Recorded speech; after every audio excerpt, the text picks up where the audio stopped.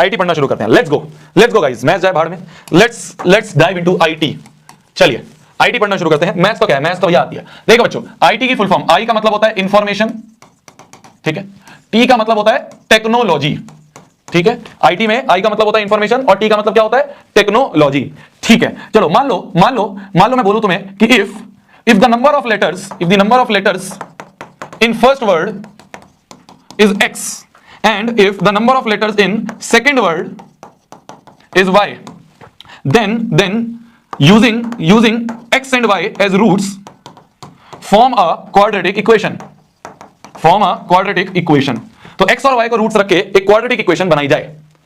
अबे आईटी तो पढ़ा रहा हूं, इसके बाद एआई भी पढ़ाऊंगा, अभी एआई भी पढ़ाऊंगा, रुक जाओ ना, तुम आईटी तो पढ़ा रहा हूं। देखो मैंने बोला कि if the first word has number of letters x, तो इसमें कितने नंबर ऑफ लेटर्स हैं, 1 2 3 4 5 6 7 8 9 10 11, तो x की वैल्यू क्या आ गई, 11 आ गई। सेकंड वर्ड में कितने लेटर्स हैं, y, तो y की वैल्यू क्या आ गई, 1 2 3 4 5 6 7 8 9 10, y की वैल्यू 10। तो हमें जो दो रूट्स हैं x और y, वो है 11 और 10। We have to form a quadratic equation using these roots. कैसे निकालेंगे क्वाड्रेटिक इक्वेशन? क्वाड्रेटिक इक्वेशन निकालने के लिए शोभित भैया ने बोला था, क्वाड्रेटिक इक्वेशन निकालने के लिए हमारे गोल होते हैं s और p पता करो।